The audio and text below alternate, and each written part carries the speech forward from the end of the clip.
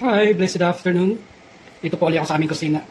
Ako'y naghahanda ng aking baon para bukas. Tara, samahan niyo po ako magluto. Ngayong araw po ay magluluto ako ng buffalo chicken.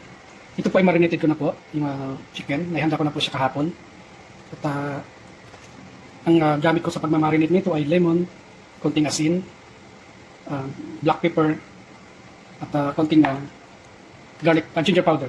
Yan po yung aking mga sangkap dyan. Ngayon po ay piprito ko na po siya bago ko gumawa ng sauce para sa buffalo chicken. Sa sauce naman po meron nakahanda dito. Pinaghalong tomato sauce at ketchup. Dito na rin po yung ating butter. At andito rin po yung aking pang-garnish. Ang sesame seeds at ang dahon ng sibuyas. Unahin po muna natin ang pagkukot ng ating chicken dito sa ating flour. Timplado na rin po itong flour. Nilawakan ko po ito ng crispy fry mix para malinamnam po yung ating chicken. Dahil kunti lang po yung asin na nilagay ko dyan dahil hindi pa ako gaano naglalagay ng asin. So naghugas lang po ako ng aking kamay kasi kakamay ko po. I-dip po natin yung ating chicken para mabalot po siya ng harina. Yan po yung ginagawa ko bago siya iprito. Pinukot ko po muna siya sa harina.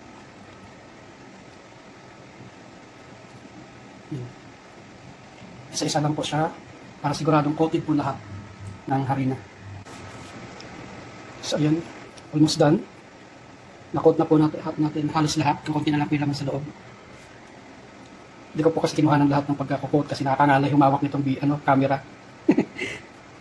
Yan po mahirap pagka nagbibideo ka tapos yung isa gumagalaw, yung isa nakahawak sa camera. Nakakangalay ng kamay. So yan, almost done.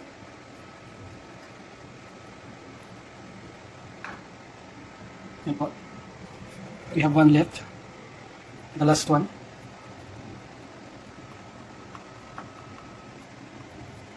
So yan, tapos na po tayo mag-coat. Mamaya magpiprito na po tayo. So let's start frying our chicken. Yan po. Mainit na po yung ating mantika.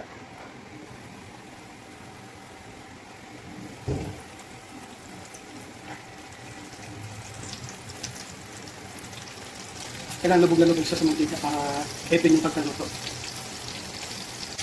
Hintay pa tayo ng mga segundo bago natin balik tayo. Balik tayo na po natin. Tignan natin kung hindi pa gaano ano. Kaya kasi nag-golden brown siya.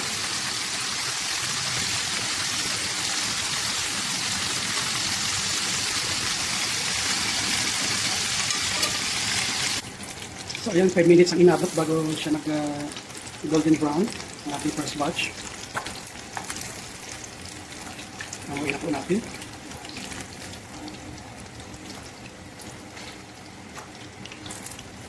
So ayan po yung ating first batch ng ating chicken. Ayan. So salang po ulit tayo ng pangalawang batch. Siguro this time ay mabilis nang maluluto dahil sobrang init na ng ating mantika. Maaaring 2 to 3 minutes lang ito na kagad. Hindi kagaya doon sa unang salang natin. Inabot siya ng 5 minutes bago naluto. Almost 1 minute lang yung binalikan ko. Ito na kagad yung kabila.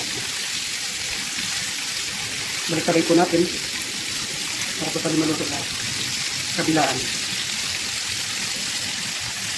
Napakaisi kasi nito ng aking handle kaya ako'y natatakot. Baka yung kamay ko naman ang nakrito.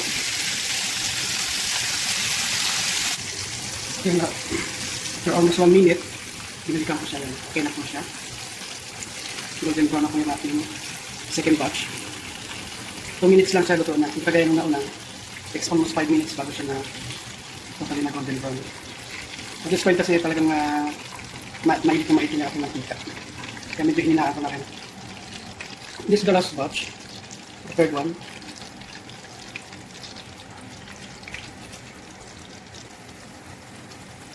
So yan. Maghintay po ulit tayo ng another 2 minutes para totally maluto lahat ang ating chicken.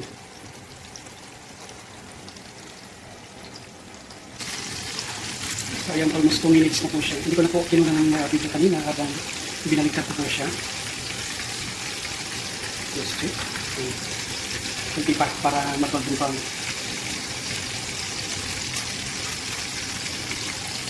So exactly 2 minutes.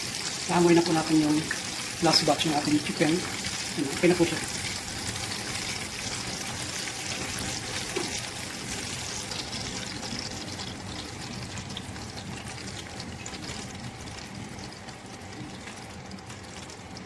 So yan, ready na po for coating ang ating chicken wings.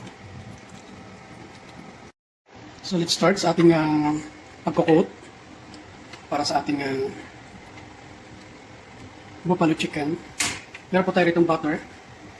Sa 1 cup po siya. So malulusaw siya kasi almost 100 grams po ito. Ilagay ko.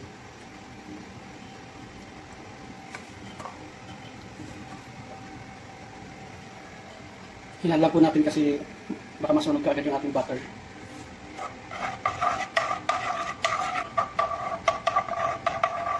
So yan, 1 cup po siya. 1 cup of butter. Lalagyan naman po natin yung ating ketchup and tomato sauce pinaghalo.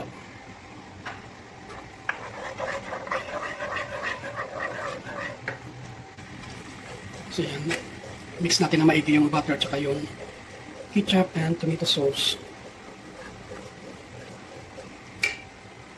At this point, i-season po natin siya ng black pepper.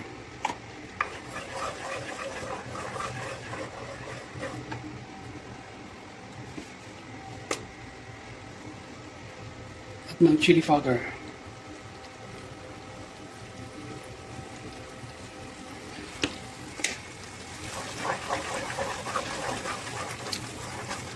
And instead na patis na aking gamitin, meron pa ako dito nga ginisa mix. Yan po. Siya kung pang timpla. Dahil kompleto na po yung lasa niyan. At doon na rin po tayo kumukuha ng alat. Kaya ako ginagamit niyan kasi hindi siya gaano na alat compared doon sa asin talaga ilalagay mo. Or patis. So hintayin lang po natin na totally maluto yung ating pang-coat bago natin ilagay yung ating chicken. Nga pala mga guys, mga kaibigan, mga kalagalag, pag gagawa po kayo ng pang-coat, sa bahagyang apoy lang po siya kasi nasusunog po yung ating butter at yung ating sauce.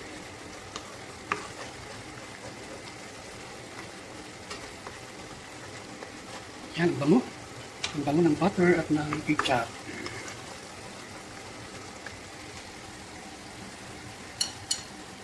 At this point, ilalagay na po natin yung ating chicken.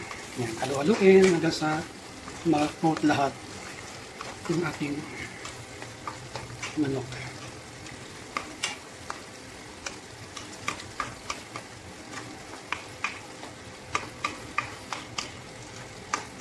At this point, papatayin ko na po yung apoy. Pero continue pa rin tayo sa paghalo hanggang sa totally ma-coat lahat ng manok. Medyo hindi lang proportion yung aking ginawang sauce. Pang-coat kasi kukunti lang yung aking manok. At napakarami ng ating pang-coat. Dito.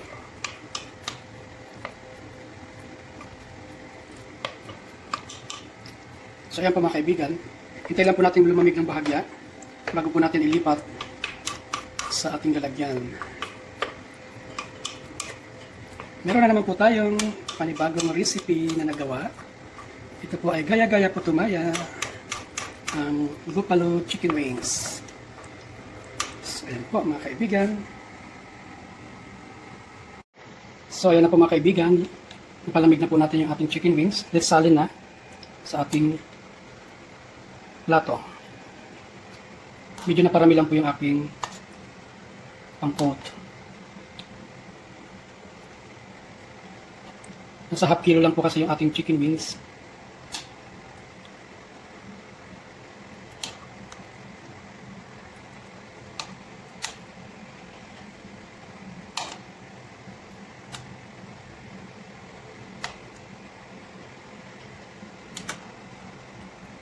So ayan po mga kaibigan, isali na po natin lahat.